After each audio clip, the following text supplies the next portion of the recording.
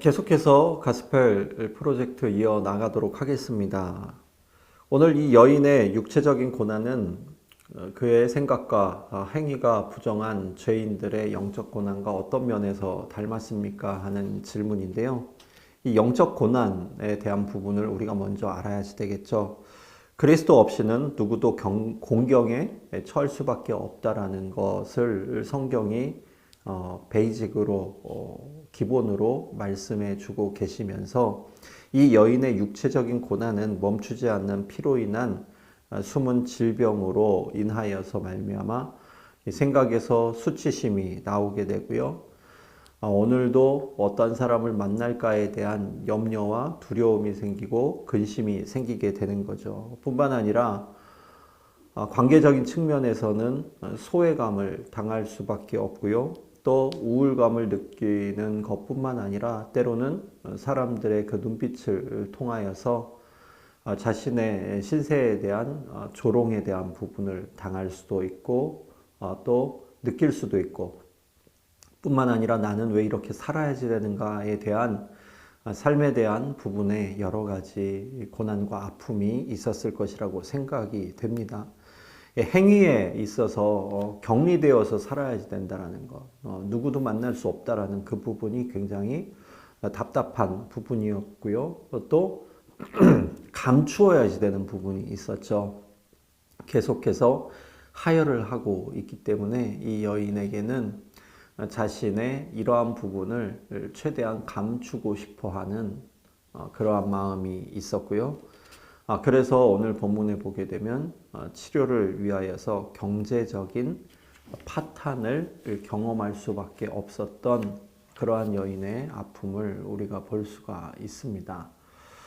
누구보다도 흠없이 순전하고 정결하신 메시아를 발견하고 그분에게 다가가고자 그녀는 노력하였습니다. 그녀는 예수님이 치료하신다는 이야기를 들었고 예수님을 통해서 치료되기를 소망하고 있었습니다. 그런데 오늘 이 여인이 예수님을 바라보았을 때의 그 해석의 방법에 있어서는 그녀의 삶에 대한 부분이 예수님을 해석하는 데 있어서 많은 영향을 끼쳤던 것을 보게 되죠. 어떠한 부분이냐면 그녀는 이 병을 치료하기 위하여서 많은 의원들을 찾아갔죠. 이 혈루병을 치료하기 위하여서 자신의 모든 재산을 다 허비하게 되었습니다.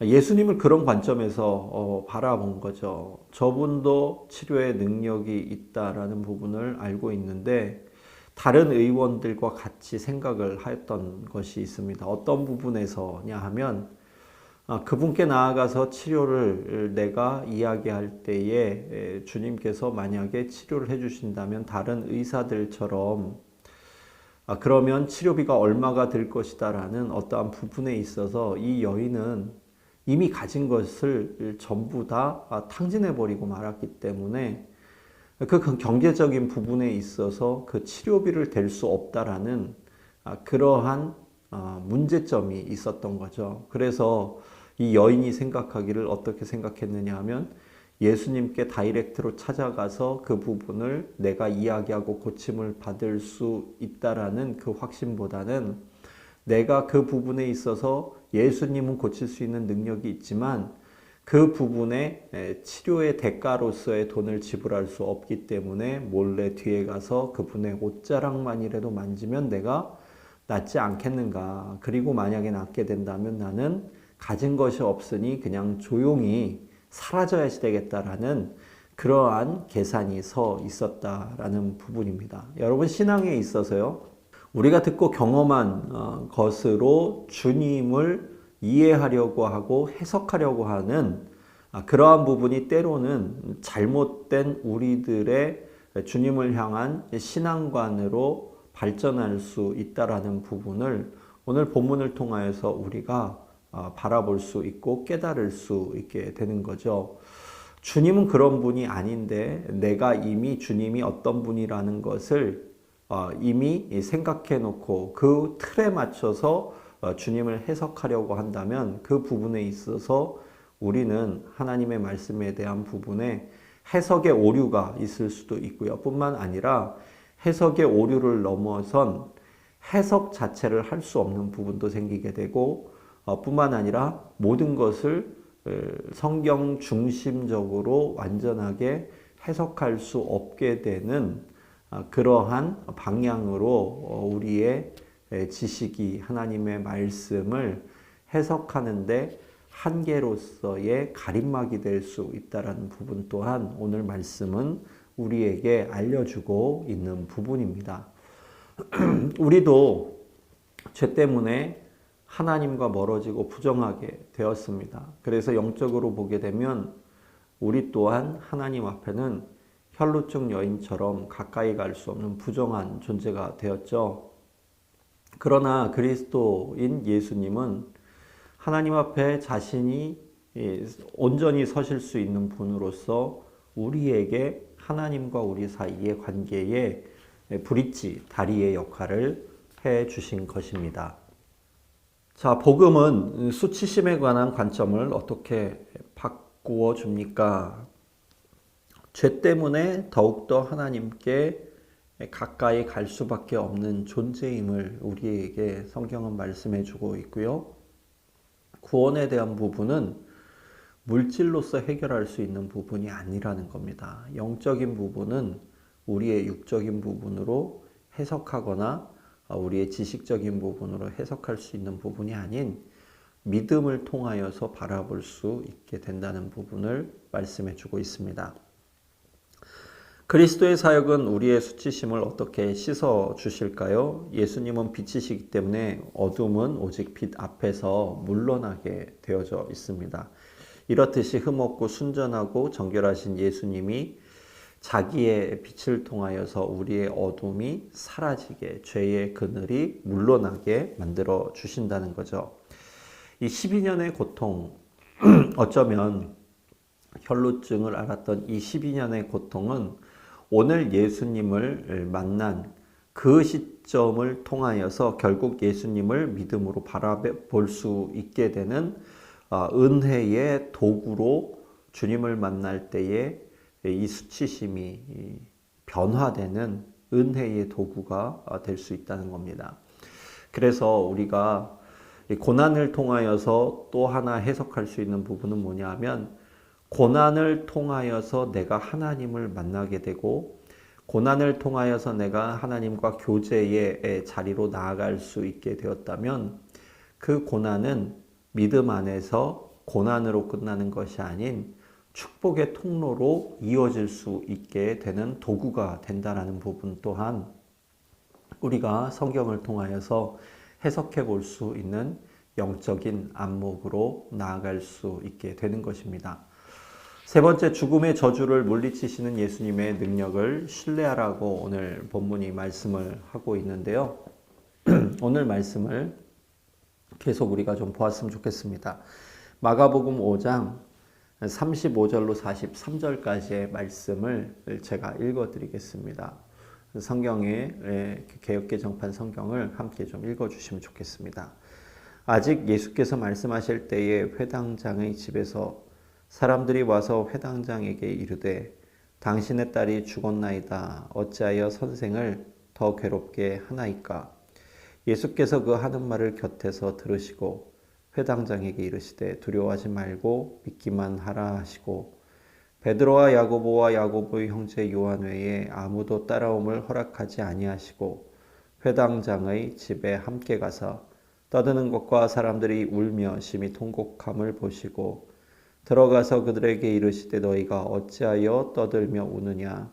이 아이가 죽은 것이 아니라 잔다 하시니 그들이 비웃더라. 예수께서 그들을 다 내어보내신 후에 아이의 부모와 또 자기와 함께한 자들을 데리고 아이 있는 곳에 들어가사 그 아이의 손을 잡고 이르시되 달리다구 하시니 번역하면 곧 내가 내게 말하노니 소녀야 일어나라 하심이라. 소녀가 곧 일어나서 걸으니 나이가 12살이라. 사람들이 곧 크게 놀라거늘 예수께서 이 일을 아무도 알리지 못하게 하라고 그들을 많이 경계하시고 이에 소녀에게 먹을 것을 주라고 하시니라. 자, 오늘 본문 말씀을 통하여서 우리는 예수님의 어떤 점, 왜 신뢰하지 되는가에 대한 부분을 알고 계속해서 말씀해 주고 있는데요. 첫 번째로 예수님의 능력을 우리가 신뢰해야지 됩니다. 죽음은 그리스도의 능력에 대적할 수 없는 부분이고 주님은 새 생명을 더해 주시는 분으로서 죽음의 결정권은 주님께만 있다라는 부분을 우리가 알 수 있게 되는 거죠. 죽음은 결정권이 없습니다. 사단은 우리를 두려움 가운데에 죽음의 공포로 우리를 몰고 가지만 부활하신 예수님은 새 생명의 영으로서 우리에게 부활의 은혜가 있음을 알려주시는 하나님입니다. 우리는 하나님의 주권적 능력이 치유해 주실 것을 믿어야지만 됩니다. 제가 목회자로서 장례식을 집례를 많이 하게 되는데요. 장례식 집례를 이렇게 하게 되면 예수님을 믿고 신실하게 예배를 드리다가 그러다 하늘나라로 부르심을 입은 분들은 마지막 입관 예배 때에 수의를 입히고 그리고 마지막에 얼굴을 수의로 싸기 전에 식구들에게 인사의 시간을 줍니다. 그때 목회자인 저는 안수기도를 해드리고 그리고 식구들과 함께 기도하고 그리고 나서 마지막 입관을 하게 되는데요. 그때 보게 되면 그분들은 그냥 잠자고 있는 모습과 같이 평안하게 죽음을 맞이하시는 것을 보게 됩니다. 그래서 그 얼굴 자체에 그냥 흔들어 깨우면 그냥 깰 것과 같은 그러한 고요 속에 조용히 잠자는 모습과 같은 모습으로 하나님께 불림을 받게 되는 것을 보게 됩니다. 그리스도인으로서 이 죽음에 대한 부분을 우리가 해석할 때에 죽은 것이 아니라 잔다라는 부분은 부활의 소망을 가지고 있는 그리스도인들의 모든 고백이 되게 됩니다. 그래서 두 번째, 예수님의 임재를 신뢰할 수 있을 때에 새로운 영으로서의 예수 그리스도의 그 은혜를 우리가 바라볼 수 있게 되는 자리로 나갈 수 있게 되는 것이죠. 자, 세 번째로 우리가 볼 수 있는 부분은 예수님의 긍휼을 신뢰해야 하는 겁니다. 그리스도보다도 더 큰 긍휼을 보일 수 있는 사람은 없고요. 또 그리스도의 실은 삶은 이 긍휼이 여기시는 마음으로 가득했다라는 부분을 우리가 알 수가 있죠. 예수님은 모든 일에서 우리의 연약함을 불쌍히 여기시는 분으로 히브리서에 나와 있습니다. 예수님은 야이로가 어떠한 심정인지를 정확하게 아셨죠.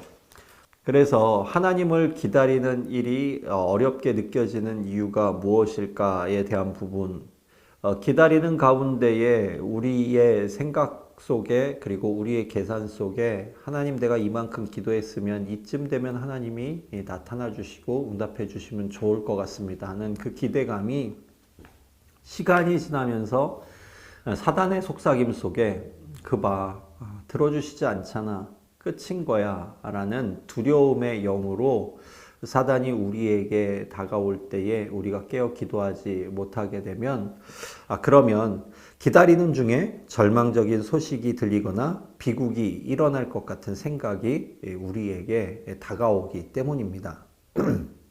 미래에 일어날 비극에 대한 공포가 우리에게 몰려오게 되는 거죠. 그렇다면 이 이야기는 우리의 삶에 개입하시는 하나님의 때에 관한 우리의 마음을 어떻게 드러내고 있는가에 대한 부분인데요. 우리가 하나님으로부터 버려지는 때는 성경에 없다라고 기록을 하고 있습니다. 어떤 상황에 처해 있건 하나님은 나와 함께 하시는 하나님으로서 말씀을 해주실 뿐만 아니라 신명기에 보게 되면 너희보다 앞서가시는 그 하나님께서 너희를 위하여서 일하시는 하나님이시다라는 부분을 계속 강조하고 있는 것을 우리가 볼 수가 있죠.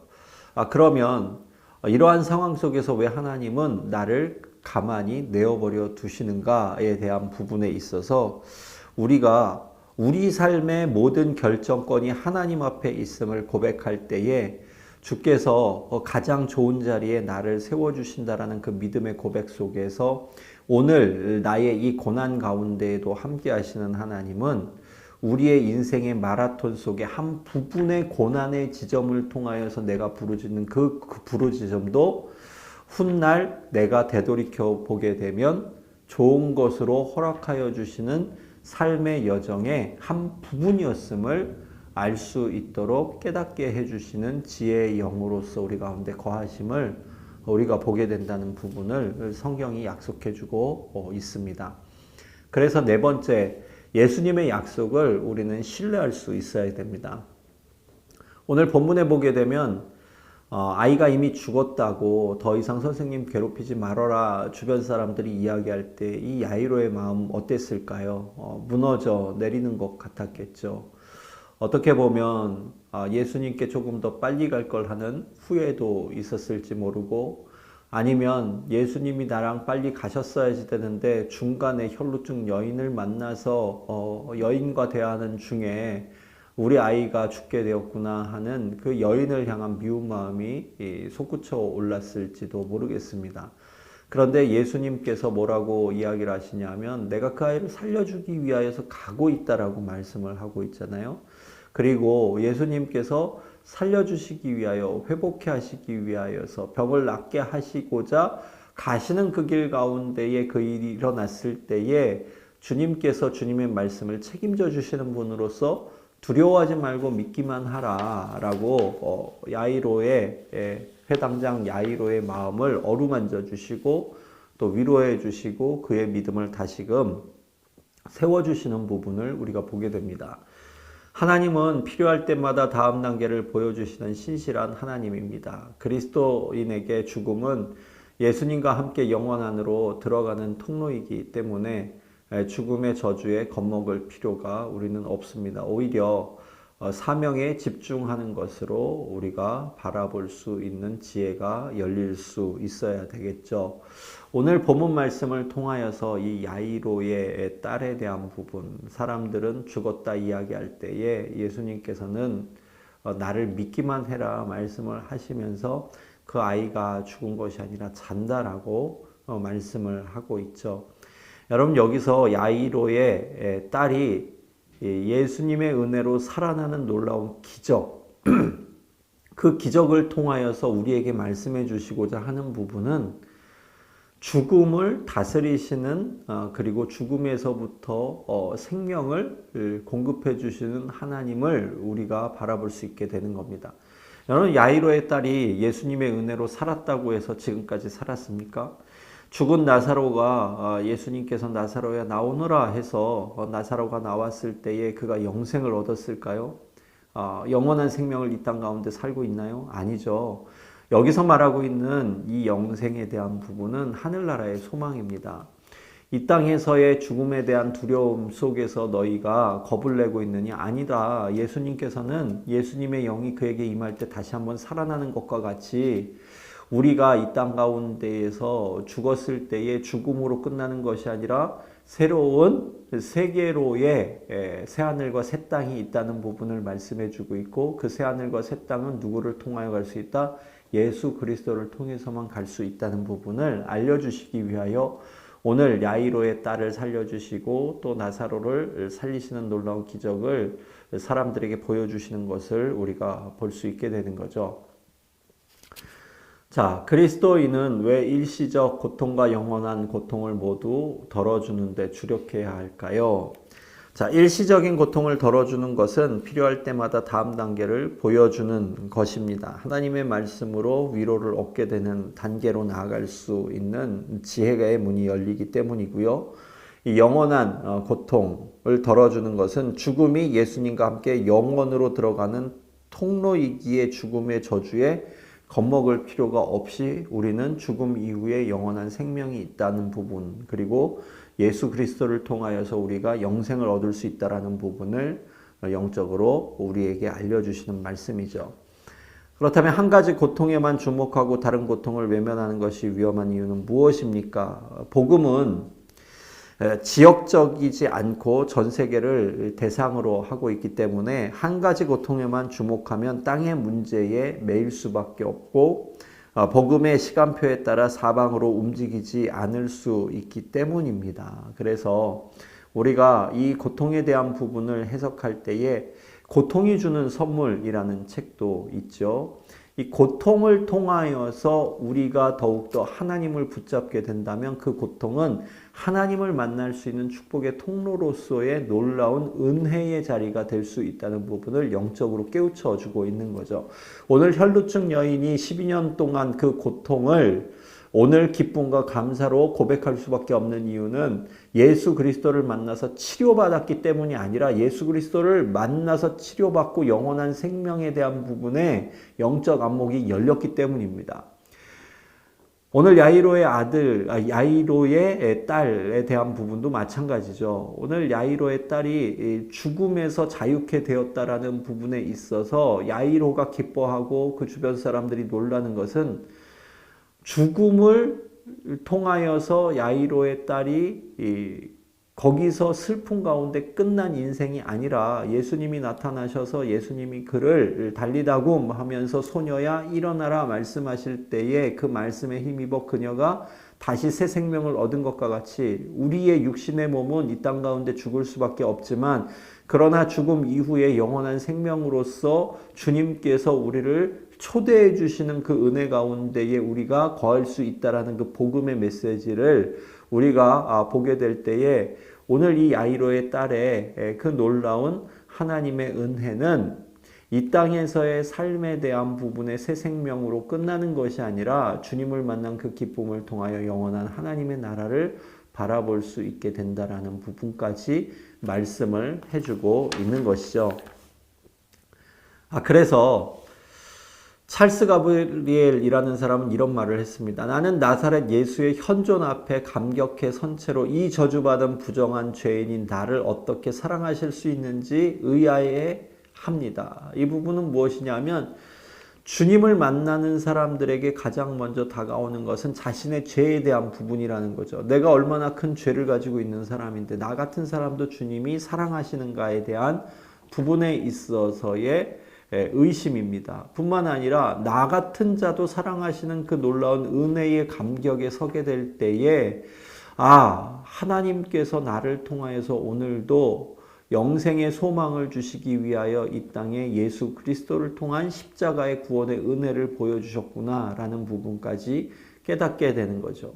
죄가 더한 곳에 은혜가 더한다라는 이 말은 무슨 의미냐면 십자가를 바라보는 관점이 우리들의 죄의 깊이만큼 그 십자가를 바라보는 영적인 해안이 넓어질 수 있게 될 때에 나 같은 이러한 죄인도 하나님께서 사랑하신다라는 그 십자가의 은혜에 대한 부분에 감격과 감사가 넘치게 된다라는 부분을 말씀해 주고 있는 것입니다. 한 주간도 이 말씀을 통하여서 우리에게 말씀해 주시고자 하는 예수 그리스도의 그 음성을 들을 수 있기를 바랍니다.